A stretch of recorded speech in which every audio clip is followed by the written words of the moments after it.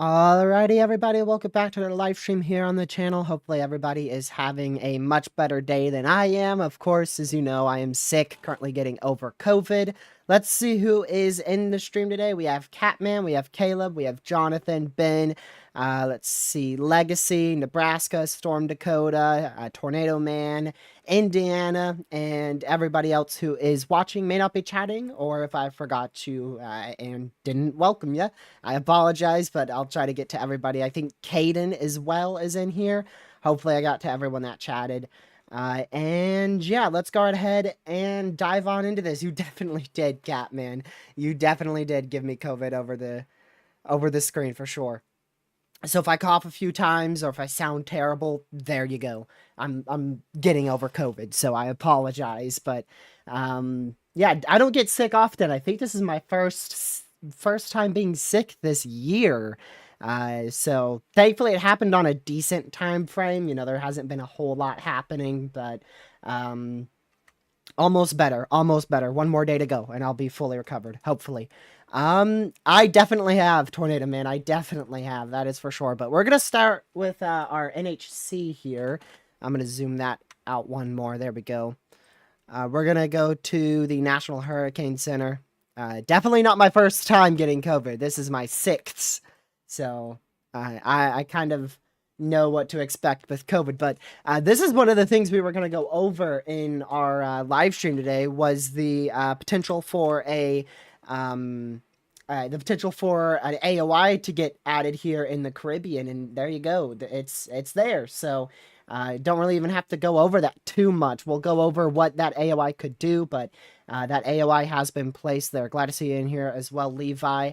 I've really wanted to stream the snowstorm in Colorado. My goodness, I really wanted to. I almost did, but I just couldn't. I couldn't. Instead, I was a bit more able to get on my PC that day, so I made a bunch of new stuff for our winter storm coverage this year. So we'll have more things to look forward to once the next big storm that impacts more foothill areas comes around. You know, I'm not going to cover snowstorms in like central Montana where it's all mountains, but if we get a snowstorm, I'll show you generally where. Pretty much anywhere in this entire area, if there's winter storm warnings that go out in generally this region here, we'll end up covering it. Anywhere in this general vicinity here. I don't cover winter storms in the western side of the U.S., and sometimes, most of the times, I don't cover them in Colorado, but I really wanted to for that one because it dropped like, what was it, 4 4 feet of snow. It was something crazy out there in eastern Colorado, northeastern New Mexico. But yeah, let me go back to the NHC here. So this currently has a 20% chance of tropical formation out there in the central and western Caribbean. We have the leftover remnants here of Raphael. I mean, gracious day, Raphael literally formed and is dying off by the time I'm done with this sickness. This is the track of Raphael for those who weren't updated from other social media platforms and other sources. It did actually form as a tropical storm south of Jamaica, like we forecasted. It did form into a hurricane northwest of Jamaica, like we forecasted. But it underwent rapid intensification in this area here, going from a Category 1 hurricane to a Category 3 hurricane before making landfall in Cuba. Then it weakened back down to a Category 2 hurricane, strengthened to its peak intensity southwest of Key West, Florida, which was a 120 mph Category 3 hurricane. And then underwent just sustaining all the way from like this area to here as a Cat 3, slowly decreasing down to a mid-tier Cat 2. And then after it hit Cat 2, it went Cat 2, Category 1 tropical storm, all in the matter of like 24 hours. And now it's just kind of out there. You can see here, it did some funny business. It went up north, went back down here, went back down this way, and now it's going like this. You should have seen the cone for that. I don't know if I have a screenshot of the cone, but gracious day. It didn't know what the heck it was going to do. It did all sorts of stuff. I might be able to, if we could go to the archive. I really want to show you that. That was probably, the crazy cone was probably like Friday night. Let's see here. Shoot, I haven't done this. There we go. I haven't done this in a long time. We're going to do cone with a no line 5 days. Okay, here you go. Here's the progression of Raphael from the National Hurricane Center archive. And watch how crazy this cone gets once it hits like southwest of Key West. Right about there. It should start going crazy. There you go. You could see that one. That one was wild right there. Hold on. Back it up. This one right here was so confusing. These three. This one, and this one were all terribly confusing. It's like, holy crap, where's this thing gonna go? Because you could tell it's gonna go west, and then from there it's just like a blob, and then it moves southwest. So, yeah, there you go. I really wanted to show you guys that since we missed that. That was probably the most confusing cone this year, I'd have to say. But yeah, let's go and dive on into some models. We'll just dive into our tropics for now, then we'll get into the severe weather since we're already talking about tropics. Might as well just finish on it. So, yeah, in terms of the GFS model run, this is what it shows. It shows that area of interest, trying to organize out here just to the south and west of Jamaica, eventually organizes it as a tropical storm south of Jamaica, and then the rest of what it does is about what you'd expect from the GFS. Randomly throws it into Category 5 intensity south of Haiti and the Dominican Republic. Then weakens it, throws it back up into the Dominican Republic, into the Bahamas, and then finally out to sea. Now, that's not going to happen. I'm not sure why the GFS went with such a crazy run. We've seen this from the GFS like 4 or 5 times, and it's never happened in this sense. I mean, it always loves to spin up tropical cyclones in this area of the Caribbean very rapidly, and it's never, ever happened. We never go from, a tropical storm to a Cat 5 hurricane in 2 days in the South Central Caribbean. Not going to happen. So, yeah, I want to go to your ensembles because this is definitely a lot more of a concerning trend here. So this is your 18Z. This is your 18Z GFS. I want to pull it all the way out. So unlike the deterministic GFS model run, your ensembles are actually in really good agreement of this going towards the Gulf of Mexico. Now, of course, keep in mind the Gulf of Mexico is nowhere near as what it was 2.5 months ago. The Gulf has definitely cooled off significantly, so it's not as favorable as what it once was. But a lot of these ensembles have definitely hinted towards this potentially curving up towards Florida. And then the other half have kind of hung it around this area and then taken it every which way they really want to. And you'll see that throughout the remainder of this ensemble run. And you see some take it closer to Jamaica. Others have another tropical system. These take it through Jamaica into Haiti. Yeah, it's just the latter half of this model run is crazy, but the first like 200 frames or so have an AOI out in this area, forming into a tropical storm or hurricane, and then tracking towards Cuba and Florida. Of course, that's going to change, so I wouldn't pay a whole lot of attention towards it going towards Florida, but I do think we could see a tropical storm form eventually in this area. And I'll show you guys the European really fast. It's pretty much the same thing, but a little bit less aggressive. It's still pretty dang aggressive, actually, but there you go. So that's your European ensembles there. Speaking of tropical activity, though, I do want to show you just quickly. Let's see. Let's go over here. Where are you? This one. All right, so this is from your Colorado State University here. This is, I think, CSU, if I'm not mistaken. CSU, the same ones that give us like the severe weather probabilities. So this is your ACE through the season. For those of you who may be new to hurricane season, hyperactivity is typically considered 160 ACE. But it's also known to be 159.6 ACE. So we technically just rounded up to 160. But yeah, you can see here we are at about 159.4. So we're right around the realms. I think this isn't fully up to date, but we're right around like 0.30 away from a hyperactive hurricane season. So if we do get a tropical storm for literally a day, then we're going to hit what is, officially a hyperactive hurricane season for this year. And also notice what happened here late September through late October here. Look at that climb of ACE right there. That is definitely not something you see too often.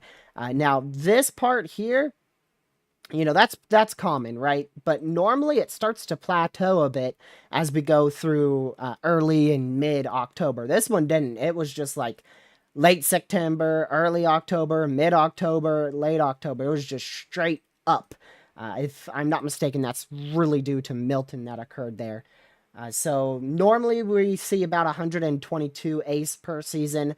Like I said, we're up to 159. So it has been that hyperactive hurricane season that we were forecasting earlier this year. Although, definitely wrong. I definitely overdid my named storms forecast this year. A lot more, we went for a lot more, or I should say the hurricanes this year. A lot of the storms went for more of strength as opposed to just quantity as a whole. So we ended up with fewer named storms than I expected. But if you look at the millibars here, or the wind speeds, I should say, all of them, or a lot of them, are a hurricane, if not stronger. So obviously, a good chunk of these are tropical storms, but a lot more were hurricanes than if we just had a bunch of tropical storms form, spin up, and then go out to sea and not strengthen into hurricanes. We had a lot of hurricanes as opposed to tropical storms. I think we had a lot more hurricanes as opposed to just tropical storms as a whole. This is a tropical storm.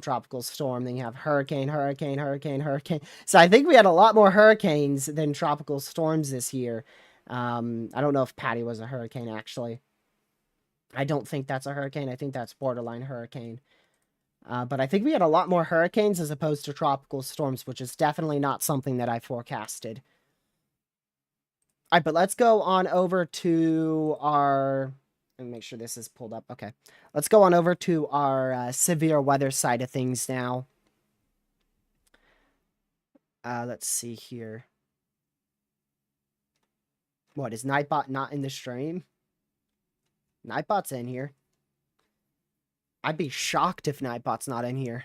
If it's not, then that means it's down. All right, let's go to the Storm Prediction Center. That's where we like to start off when talking about tropics.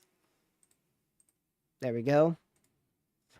Let's zoom in. So for today, not really much. We have a general thunderstorm risk in Michigan that came with the surprise strong tornado, lofted debris up about 11,000 feet. So we actually had a strong tornado out there. It was unwarned for a moment, but the National Weather Service warned it pretty quickly.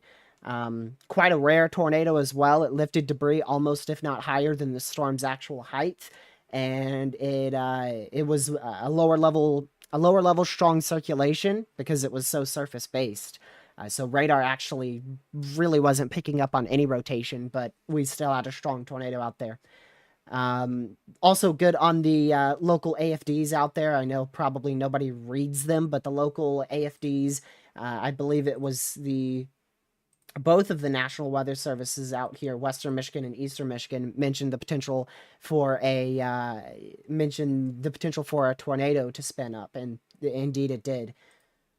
Yep, I sure am. I'm used to that one. Don't worry. Look at me. I'm right about here, so right about there. General thunderstorm risk to my west and to my south and east. Actually, not the worst position I've been in. I've actually had a general thunderstorm risk fully surround me. And I wasn't in it, and I didn't get a thing. So they forecasted it right, but still, I had a general thunderstorm risk literally every direction except for over my house. So day 3 is where it starts to get slightly interesting. This is Tuesday. We got a marginal risk out there in Texas, Oklahoma, Kansas. I don't really expect much from this, but an isolated small hailstone, gusty wind could be possible. I really would not expect a whole lot out of that threat. Maybe a spin-up tornado if we could get a supercell to get going, but I highly doubt we'll end up with anything notable out of that threat for severe weather. The one I'm more of eyeing is the one this upcoming weekend, a week from today. I know we're just now leaving this weekend. I'm already talking about the next one. I mean, that's what we all do, right? You're ending your Sunday and you're like, man, I wish it was Saturday again. So let's go right on into Saturday, because that's when our trough ejection could enter the U.S. here. I'm going to pull you guys over to, which one? This one here. Hopefully this is, okay. Wow, that's zoomed in. I'm always surprised by how zoomed in I have that. Let me zoom out a bit. Okay, that should be good. So this is going to be your GFS model run. Put it back over to Saturday here.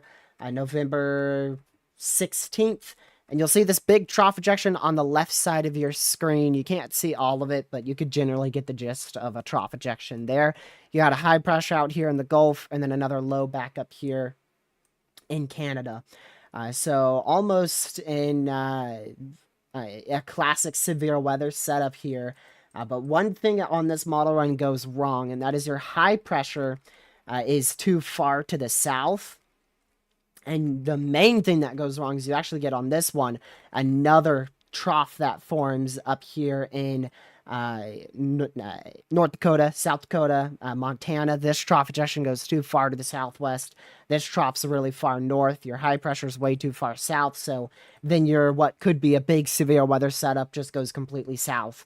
And you end up with this very messy threat for severe weather up in this general vicinity as you go through Saturday and Sunday. I don't know exactly what's going to happen here as we go through Saturday and Sunday next week, but a severe weather threat is definitely a very real possibility. You can see the GFS ensembles here definitely point towards a trough being in place in this area and in this area, so we could definitely have a severe weather setup occur with the mixture of this negative tilt trough and the positive tilt trough with some short waves embedded in the middle. So I would definitely be monitoring for the potential of severe weather in this area, but it does not look like it's going to be a big severe weather setup with a bunch of tornadoes and a bunch of severe storms, but an instance of severe weather is definitely going to be possible Saturday and Sunday.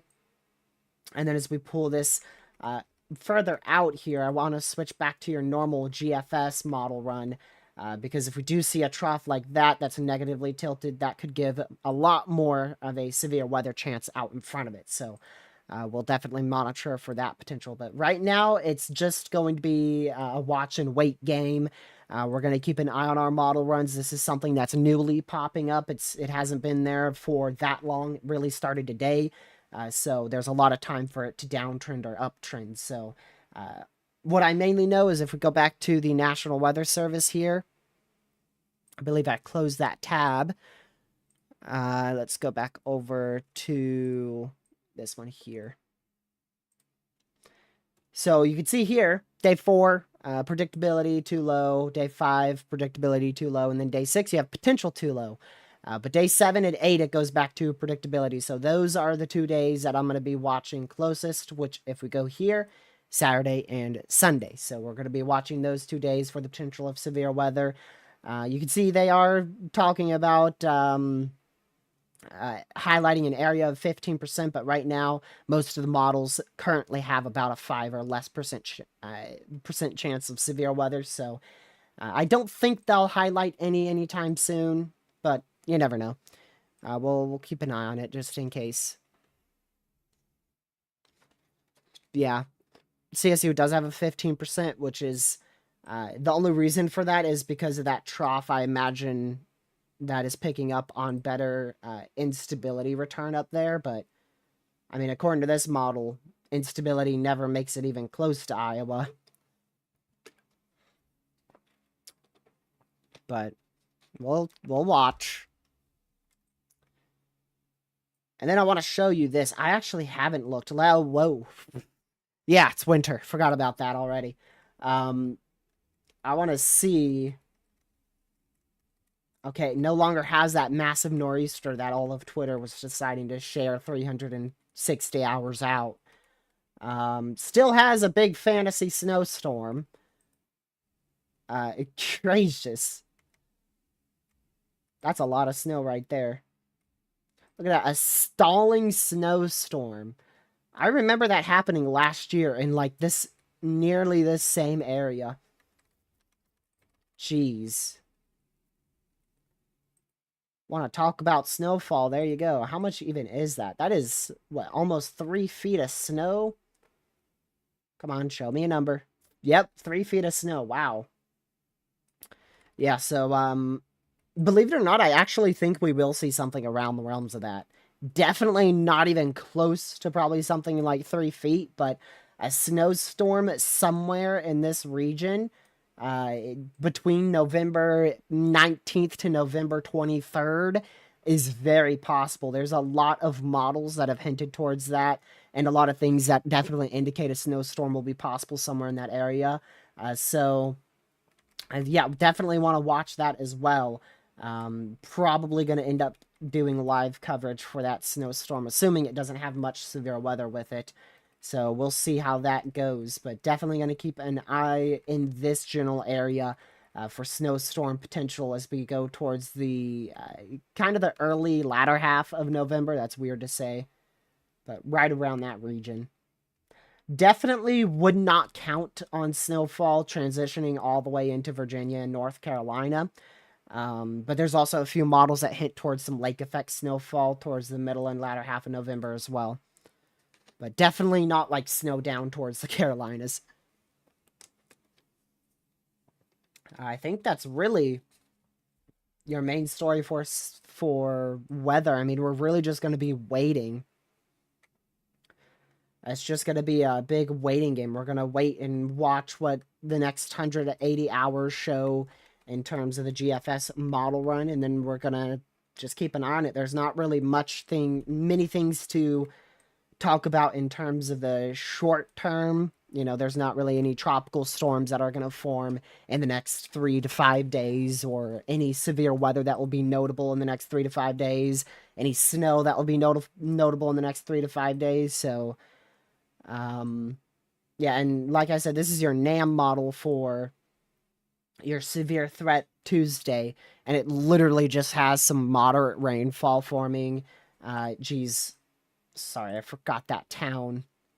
Amarillo. There we go. That's that town's name. Yeah, near Amarillo, pointing southeast. So we'll keep an eye on that.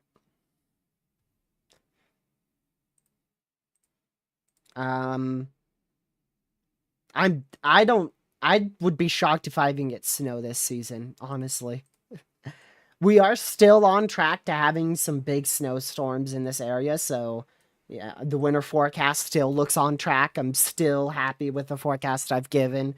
Hopefully it stays that way. Although I would be a little bit more aggressive with below average snowfall in these areas here. I would be even a little bit more aggressive with below average snowfall. So I'm getting more confident in not seeing snow below like Tulsa, Oklahoma, below Little Rock, or even more north in that Arkansas. Probably not for much of Tennessee either, but all it takes, literally all it takes, is a big Arctic blast that the GFS shows like this, a well-placed low pressure somewhere here, and boom, you got a big winter storm in all that area, just like we saw last year. So definitely wouldn't count out snowfall for these general areas back out in this area, but just an average or above average snowfall season seems extremely unlikely. Like I said, if you're below this general area, well, there was that pink area you saw right there. Generally here. A little more north than that. Tired of heat wave? Yeah, I definitely am too. I'm ready to get towards some cooler temperatures. But I don't know. I'm not a big winter fan unless it's gonna snow. But I definitely wouldn't mind getting back into, low 70s is the high. Let's see what we're at for tomorrow, actually. I might even get back towards that. Yeah, I think I will, literally tomorrow. Yep, thanks to this blast that's coming in. Definitely won't get me freezing, which is what I like. So this looks to be a pretty friendly blast of cold air.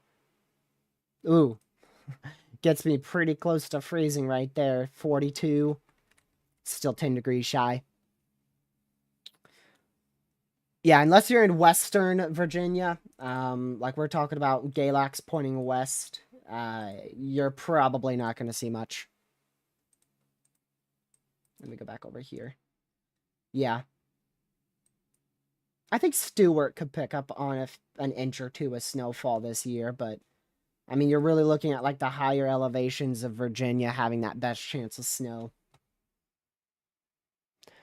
But not really a whole lot more to talk about than that just 30-minute stream. We're definitely going to go till an hour, of course, but like I said, my body chose a pretty good time to get COVID there. Things got quite inactive for most of the U.S. Like I said, unfortunately, we did have that big snowstorm, the first proper blizzard of the season. I think we had blizzard warnings in place for northeastern New Mexico, so we did miss that, but I got to experiment with a few things, even though I couldn't live stream, I did experiment with a couple things, and you guys will be able to see that. You'll be able to see that with the next winter storm or blizzard that we end up seeing east of the Rockies. I had COVID for the 6th time in the last 4 years. First sickness I've gotten this year. Done pretty well at avoiding sicknesses.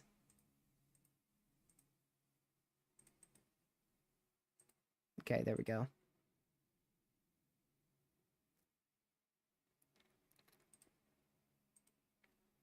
Alright, so if you guys have any questions or anything you want me to look at, go and put them in the comments. I'll gladly look at them. We got 30 more minutes, and I really don't know what to talk about. I haven't done this in a while, so I've forgotten how to ramble on. Let's see. Is there anything else here? I don't want to go talking about flooding because that means I'm really out of stuff to talk about. I am going to go look at the flooding risk. I know there was a high risk 4 out of 4 yesterday. Literally a marginal today and nothing tomorrow.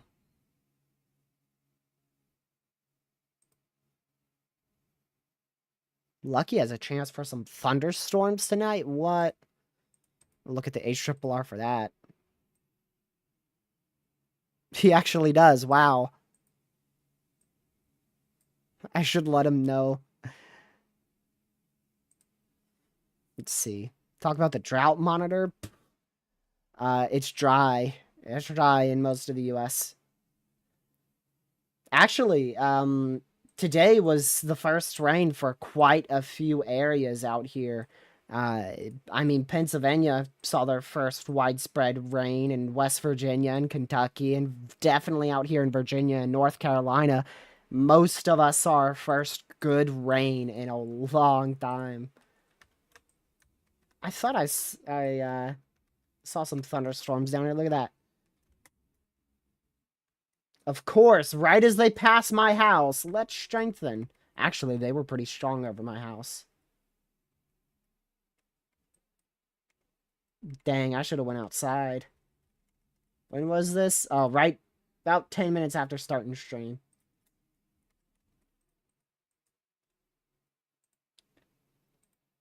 Special marine warning. In the middle of the Gulf of Mexico. Look at that. Don't know if there's many people out there, but sure. Great wording there, Ben. Great wording. I'm indeed sick. Fine, I'll go to the drought monitor.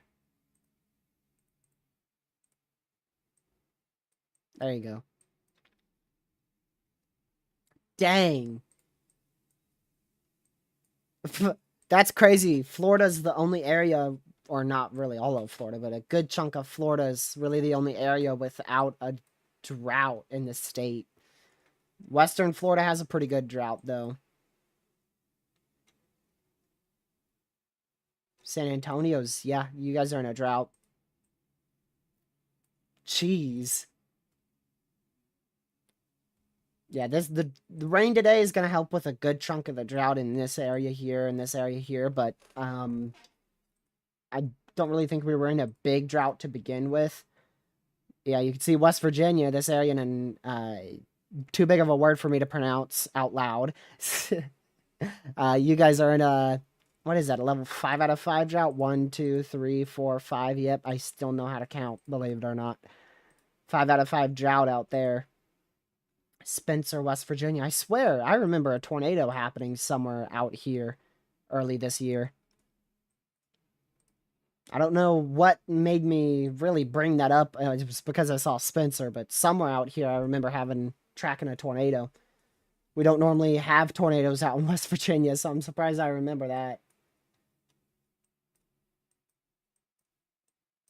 Our tornado this season has been crazy. Second season hasn't been too wild, apart from the overnight significant outbreak in central Oklahoma. We haven't seen any massive, moderate risk second season tornado risks yet. Normally, we have one at the end of October, which we didn't have a moderate, but we had a decent severe threat. And then sometimes we get one at the beginning of November, which I think we did. And then the next time frame I remember is the end of November, and then the end of December. There's like they come in spurts every year, little bursts here and there. I'm just trying to think of what I tracked like in 2021, 2022, 2023. More severes out here in Michigan. Look at that. We got these rain showers. I don't even know if you could really call them. I guess they're technically severe storms because they have severe warnings on them, but my goodness, they definitely don't look severe. They don't look severe to me.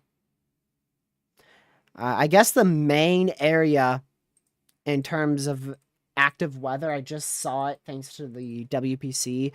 It's going to be the Pacific Northwest. Close this out.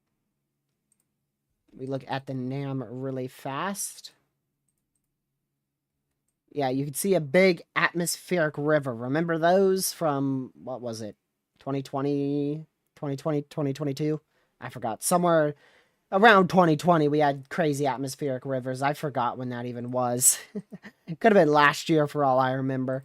But looks like we're going to get a lot more atmospheric river action out here in the Pacific Northwest here over the next few days.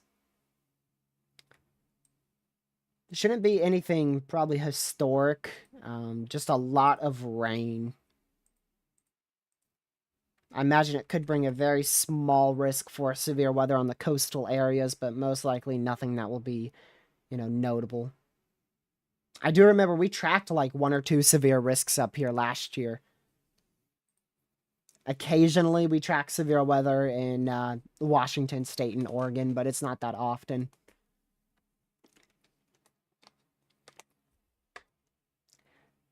And like I said, we'll switch back on over here. Beyond the severe weather risk that will most likely appear Saturday, Sunday, it probably won't be that high end of a risk. But after that gets out of here, that's when we're going to be watching for our snow pattern after that trough Sunday. So you're looking at, like I say, November 18th all the way until like the 22nd, 23rd. We're going to have an opportunity for a big snowstorm. It's going to be either with this trough here or this trough here. If we look to your GFS ensembles, you could see that kind of trough pattern in the ensemble run here around the time frame of November 19th, November 20th. So I do think we'll see a big snowstorm somewhere, like I said, somewhere in this vicinity here. That would definitely be up more north. Somewhere in this vicinity here.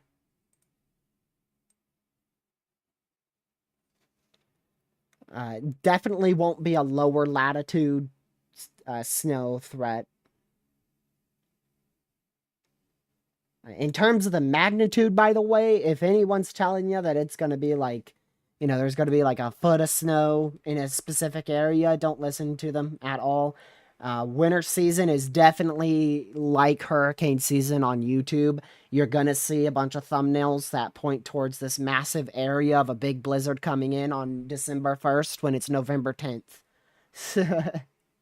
You're going to see that. So just remember, snowfall forecasts are even worse than hurricane and tropical weather forecast. Tropics, you could typically look about 5 days out accurately. Snow is like 3 days out, 2 days out, you start losing accuracy significantly. So, with winter, it is very important to recognize the pattern you're entering as opposed to how strong will this specific trough be. So, like I said, the pattern supports a big snowstorm as we go towards the end of late this week into most of next week. And I don't think that would favor much severe weather either. Maybe it could bring a small severe weather threat, but that's way too far to be talking about. We want to take it one trough at a time. So first we're going to get through the tiny little baby trough Tuesday. If we look here, on your NAM, you got this tiny little trough here that actually would probably be quite the severe weather maker if we had more instability. Then we're going to get through our next trough ejection, which could be a bit more of a severe weather maker Saturday and Sunday. And then after those two pass, we'll know a lot more details. By the time we get towards, 6-7 days from today, we'll know a whole lot more on what may happen in terms of snowfall in the Central Plains. But we're finally entering our winter season here. Normally gets kicking up towards mid-November when we start seeing, early to mid-November when we start seeing snowstorms become more apparent on the GFS model run. For instance, like GFS 300 some hours out, 330 hours out here. Last GFS model, look at that. This is a GFS for you, by the way. The GFS is the only model run. Oops. Actually, can I go here? Okay. There you go. The GFS is the only model run that can take a Category 4 hurricane in the Caribbean and make it a winter storm for North Carolina and the Northeast. I've never seen another model run do that. It legit takes a Cat 3, Cat 4 hurricane, turns it into a snowstorm. I'm not sure if we've ever seen that before, but it's definitely not something that's going to happen anytime soon. So I can't say we've never seen that before because I've actually never looked. Ooh, go on Twitter? Okay. Twitter. Let's go check the drama cause. Oh, wow, right there. First one on the top. Didn't even have to go past the For You page.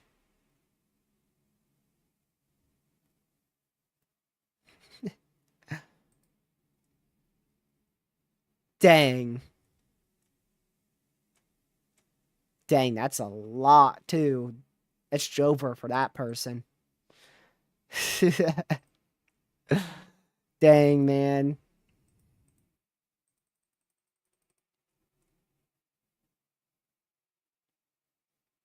Let's see. Interesting.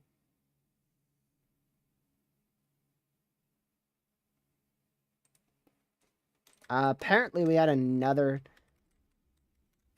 tornado here. I'm gonna fact check this because this person likes to just call everything a freaking tornado. You could put one yellow pixel somewhere with one red and green and he'll be like, tornado. So I'm curious to see if they're actually right. Let's see here.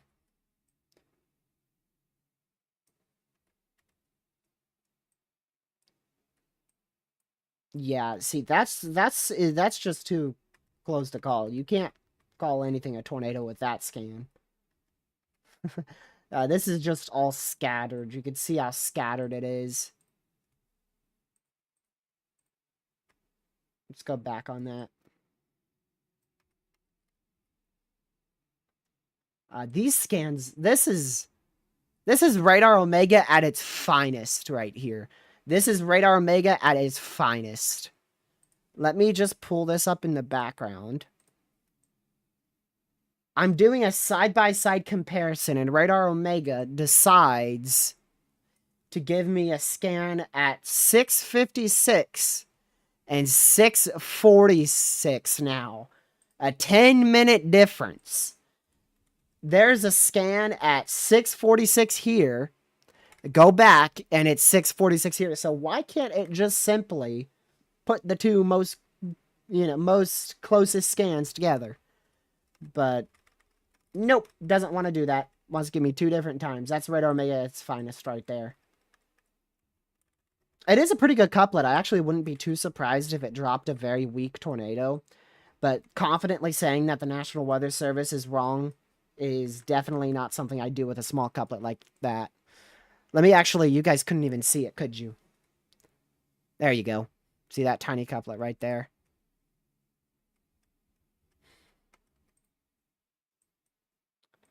So, honestly, I wouldn't be too shocked if that happened because you could see the bowing out of a segment here, allowing for inflow to get around the southern side of the storm with some outflow on the north side. So, I really wouldn't be shocked if that did produce a tornado.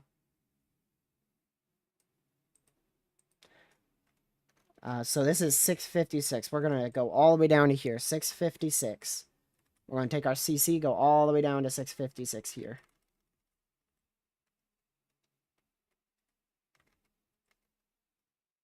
Yeah, see, there's nothing that indicates... Ooh, actually... That might... Okay, let's look at 657 here. So you gotta do each individual frame on Radar Omega because it's totally the best radar software. Yeah, actually, I do believe that was indeed a tornado.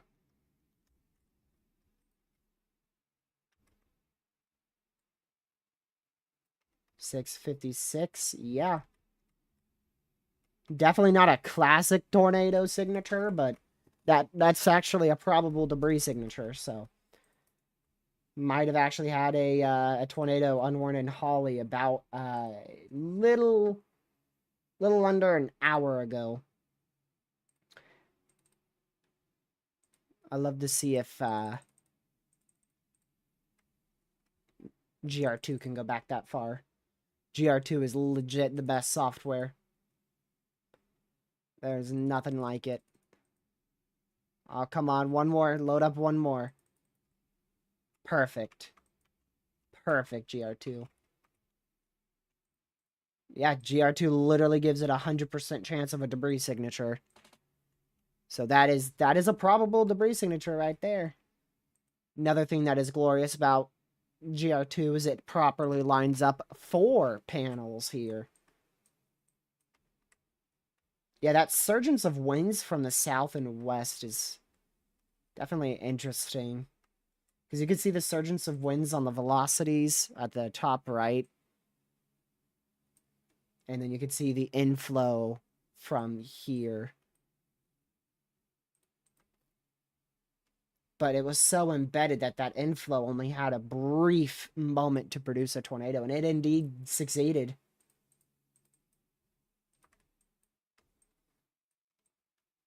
So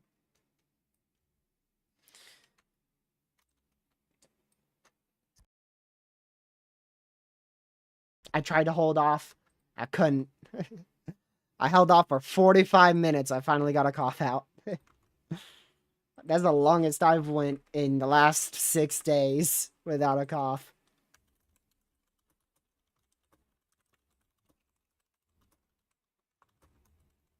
Oops.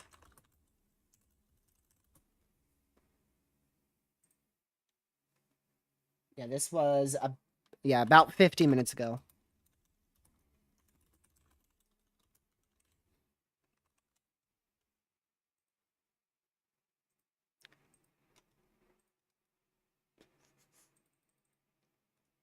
Dude, I'm telling you, my favorite product is definitely Velocity. There is so much. There is so much to dissect on any given velocity scan with any storm. It is crazy.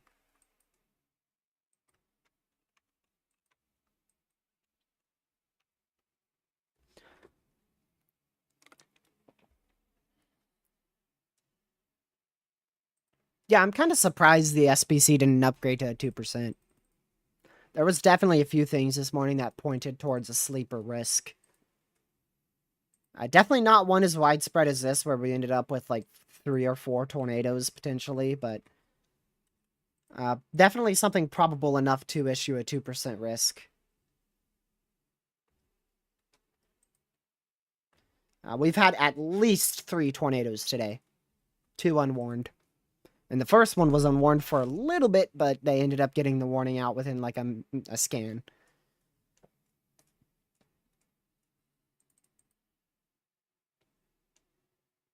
Netocast had a 2%, but it was in the wrong area completely.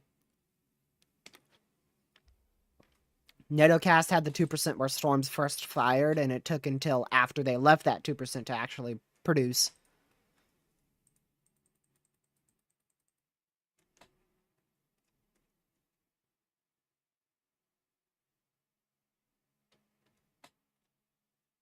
Our tropical wave out there in the Caribbean actually looks pretty good right now. I'm going to bring you guys on over to it. Look at this. So there's the remnants of Raphael. Literally just got completely swept away on that frame. Just see that? You see that? Literally, look at it. Look at it. Gone. But yeah, there's our quite potent and very obvious tropical wave right there. That's going to push off to the south and west kind of like this. And then eventually it might be able to form somewhere in this vicinity here. Somewhere in here. That way I'm not wrong on where it may form. Somewhere in here it could form. That's what weather is. It's like somewhere in this massive area it could possibly form, but then again it might not, and it might or may not. actually become a tropical storm and could head in this general direction. It's like certainty's never there. It's all coulds. I gotta learn snow soundings. I gotta do that, Catman. I've never used snow soundings before, or soundings for snow, I should say. I want to try to get better at forecasting snow this season. I'm still gonna be terrible, so early warning. I'm gonna try to forecast winter this year and make it more enjoyable for myself, but I'm most likely gonna utterly fail. I did last year, and I did in 2022, and I did in 2021, so.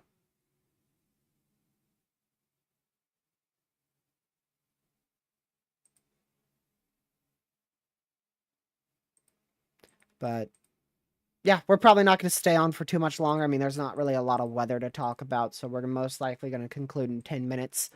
I'll probably end up having a video out tomorrow discussing the weather pattern 240 hours out because there's nothing else to talk about, and I'm a weather enthusiast. So, I'll probably talk about literally pretty much everything I talked about in the first 20 minutes of this video tomorrow, or 20 minutes of this stream in a 10-minute video tomorrow. I'll talk about the severe threat Tuesday, the severe threat Saturday, Sunday, and then the winter storm potential as we close out the weekend next week into early next week. I'm definitely not going to take any snow soundings now when we're, 240 hours out from the next potential winter storm.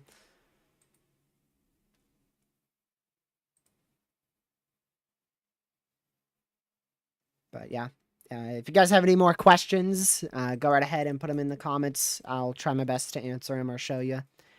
And yeah, that's going to be about it. We also had rotation in Tennessee earlier. I didn't really look at that myself, but just wanted to mention that we had a rotating storm in West Tennessee. I'm in a general thunderstorm risk. Woo! Beat that, whoever told me I was in between general thunderstorm risks. They put me in one. TRG is going to go chasing light rain tonight. I hate second season. It's freaking dark at 5:30. It's like, bro. Storms normally fire at 4 o'clock here, and then they're really going at 5. And so, 2 months ago, I'd be able to chase them at sunset. But now it's like, feels like midnight at 6:30. Can't even see out my window at 7 o'clock. I bet at 6 o'clock it's difficult to see outside. Let me think. Yeah, it was 6:30. It was almost pitch black outside. There's always sleeper risks that go unnoticed from the SPC. It happens on a yearly basis. Most of the time I see them, and I mention them on Twitter. Today, though, obviously I was a little bit busy with, being sick, so I really didn't look at much.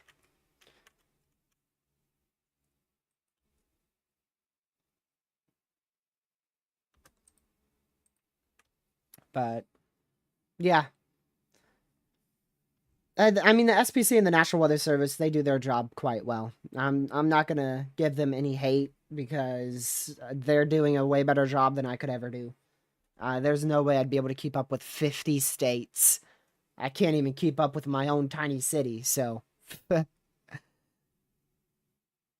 I've had sleeper tornado risks, so I'm like, really? That's happening today. Thanks for telling me. So busy focusing on everyone else's weather, I completely miss my own. Like that risk that happened at my house where I ended up with, I was inside at like 4 tornado warnings at one point. I had no idea it was coming up at all. And then the day before, I think it was Lucky or Ethan who mentioned it to me. I was like, shoot, this has a really good chance. I'm going to go and chase. General thunderstorm risk and TRG sitting here in 4 tornado warnings. There's always sleeper tornado risks. That's what makes weather really fun too. is trying to forecast a risk that the SPC misses, and then you end up completely nailing it. Or you end up missing it and looking like an idiot. I'm getting very heavy rain right now, like the heaviest rain I've seen in 40 days. But alright. I appreciate you guys tuning in to my my stream here. And I hope you guys have a fantastic rest of your Sunday night. Hopefully no school for you tomorrow. Hopefully no school for you tomorrow. Most of us, most of my friends, I should say, I was going to say us because I used to be in school, but most people who are in school are out tomorrow. Let's see here. And of course, happy Veterans Day to those who have served the country. And I hope you guys all enjoy the day off. Hopefully, the day off. So I'm going to go ahead and switch on over to the ending scene. If I can find it. There it is. And I'm going to go ahead and head off here. Rest my voice for the next live stream. Should be a video tomorrow. And then we'll probably end up live streaming Tuesday for the Tiny Risk, just to do a briefing on it. Probably not covering on it. And, yeah, that's going to be it. I'm going to go ahead and pull up the GFS model run so I can loop it at the end here. I got 30 more seconds, so I appreciate you guys tuning in. Thank you, mods, for mod chat. Thank you, everyone, for being here. If you haven't already, leave a like on the way out. Hit that subscribe button if you are new. And I will see you guys in tomorrow's video. A lot of new stuff to look forward to for winter. So even though I know our viewership's going to go down, I'm still going to be here. I will be here as long as I'm able to be here. So definitely looking forward to having some better coverage for winter storms and blizzard this season. Thank you so much for watching, and I'll see you guys in the next live stream or video that I do. Have a great rest of your night. Goodbye. Oh, shoot, I forgot to say it. Stay safe, watch severe weather in the tropics, and watch the snowfall. Goodbye.